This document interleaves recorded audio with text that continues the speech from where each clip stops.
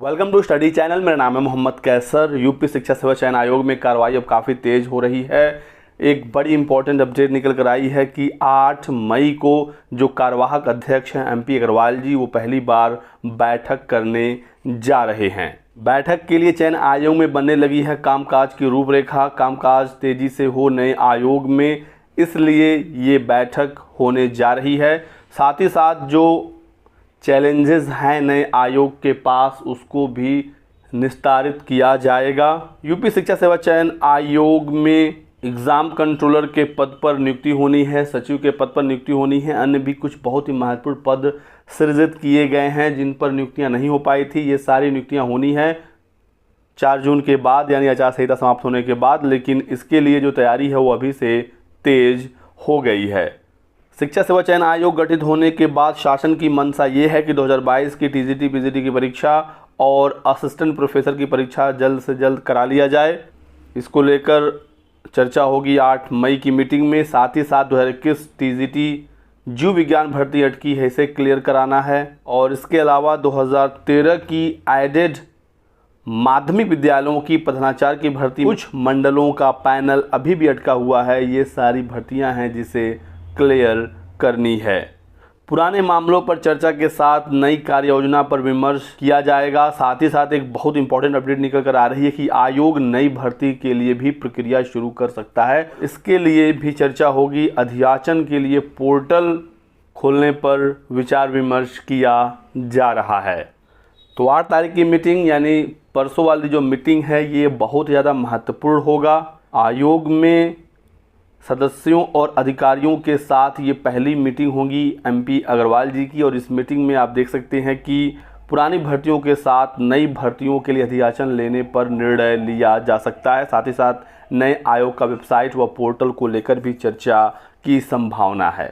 तो नई TGT PGT भर्ती में कौन कौन आवेदन कर सकता है, क्या योग्यता होती है, क्या एग्ज़ाम का पैटर्न होगा, डिस्कस करते हैं। क्योंकि अगली भर्ती काफ़ी बड़ी भर्ती होगी। काफ़ी समय से कोई नई भर्ती हुई नहीं। शिक्षा सेवा चयन आयोग में काफ़ी डिले हुआ, जिसकी वजह से रिक्तियां तो काफ़ी हैं। सरकार ने ऑलरेडी कई बार विधानसभा में बताया कि लगभग 15 से 20 हज़ार पद रिक्त हैं एडेड माध्यमिक विद्यालयों में TGT PGT के। इस साल के अंत तक नहीं तो अगले साल एक नई TGT PGT भर्ती प्रस्तावित है।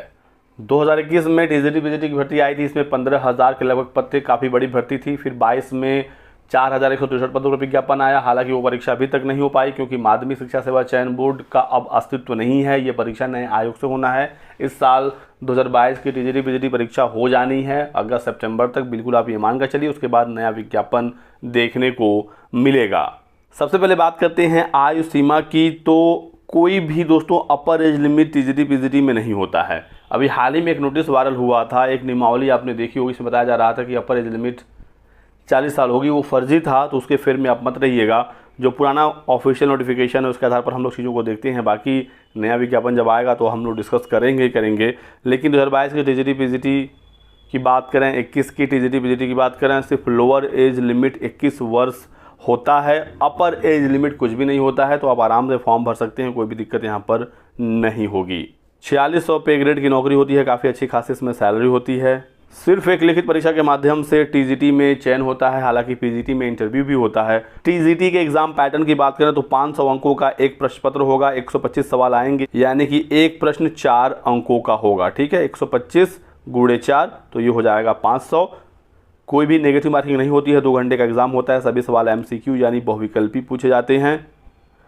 OMR बेस्ड ऑफलाइन एग्ज़ाम होता है और चयन जो है सिर्फ और सिर्फ आपका एक लिखित परीक्षा से होता है। बात करें वहीं PGT की, तो PGT में भी पूर्णांक आपका 500 का ही होगा। लेकिन PGT में इंटरव्यू भी होता है। तो यहाँ पर 500 का 85% लिखित परीक्षा से, 10% इंटरव्यू और 5% भारांक वगैरह दिया जाता है।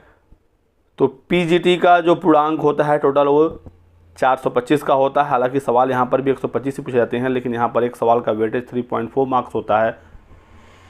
10% यानी 50 नंबर का इंटरव्यू और 5% यानी 25 नंबर का भारांक जैसे BEd MAd वगैरह के हिसाब से दिया जाता है। एग्ज़ाम MCQ PGT में भी होगा। 2 घंटे का समय मिलेगा। बाकी सारी चीज़ें सेम ही हैं, बस इसमें एक इंटरव्यू ऐड किया गया है।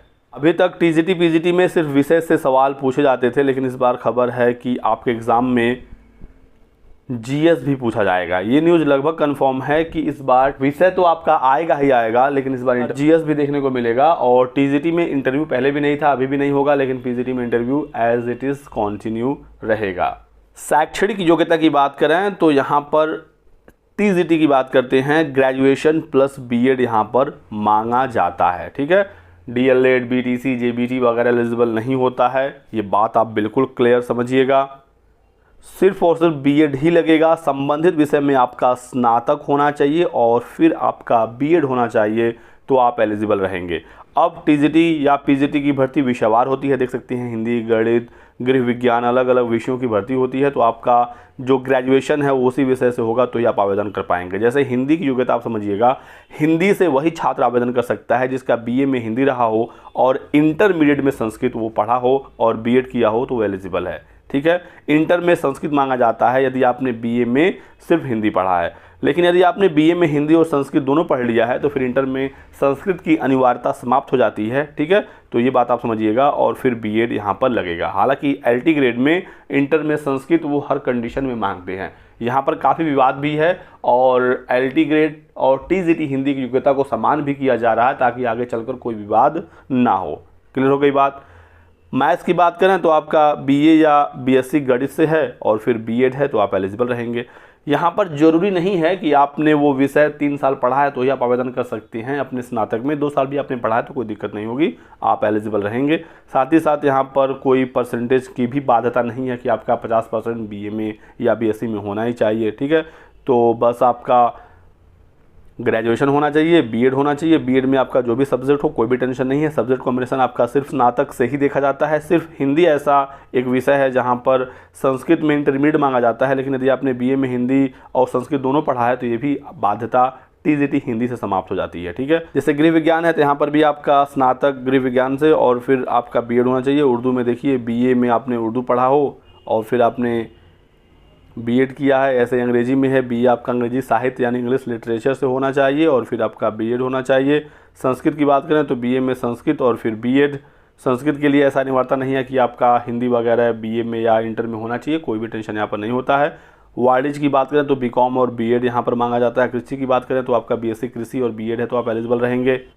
कला की योग्यता की बात करें तो आपका संबंधित विषय यानी कला में आपका स्नातक हो तो आप एलिजिबल रहेंगे। और यहाँ पर आप देखेंगे कला में बीएड नहीं मांगा जाता है। ठीक है, शारीरिक शिक्षा के लिए आपका स्नातक और बीपीएड मांगा जाता है। ऐसे ही विज्ञान की बात करें तो आपका भौतिकी और रसायन होना चाहिए बीएससी में और बीएड होना चाहिए। जीव विज्ञान के लिए आपका जीव विज्ञान यानी जंतु विज्ञान तथा वनस्पति विज्ञान के साथ आपका बीएससी हो और बीएड हो।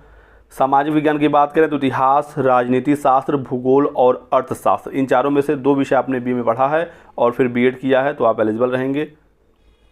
तो इस प्रकार से एलिजिबिलिटी होती है दोस्तों। बाकी आपके कोई भी डाउट हो, सवाल हो तो आप हमसे पूछ सकते हैं कमेंट सेक्शन में। एक शॉर्ट वीडियो, शॉर्ट इन्फॉर्मेशन आप लोगों के लिए था। एक और महत्वपूर्ण सवाल है कि क्या इस बार जो नई भर्ती आएगी टीजीटी पीजीटी की नए आयोग से, उसमें टेट अनिवार्य हो जाएगा? तो ऐसा दोस्तों बिल्कुल भी नहीं है। जब तक सी टेट का एग्ज़ाम टीजीटी पीजीटी के लिए अलग से होता नहीं है तब तक वो अनिवार्य नहीं हो सकता। अगला सी टेट जुलाई में होना है, इसमें भी सी टेट के 2 ही पेपर हो रहे हैं, पेपर 1 1 to 5 के लिए, पेपर 2 6 to 8 के लिए। ठीक है, तो टीजीटी पीजीटी के लिए प्रस्तावित है एक नया सी टेट का एग्ज़ाम। जब वो हो जाएगा तो ही जाकर वो अनिवार्य होगा आने वाली भर्तियों में, और सी टेट के बाद फिर यूपी टेट में भी वो पेपर कराए जा सकते हैं। ठीक है, तो जब तक पेपर होता नहीं है टीजीटी पीजीटी के लिए टेट का, वो अनिवार्य कैसे होगा? तो इसको आप टेंशन छोड़ दीजिए, नई भर्ती में टेट वगैरह लागू नहीं हो रहा है। तो यही कुछ महत्वपूर्ण अपडेट थी आप सभी लोगों के लिए। वीडियो को लाइक करिएगा, चैनल को सब्सक्राइब कर लें और हमारे साथ बने रहें। Thanks for watching.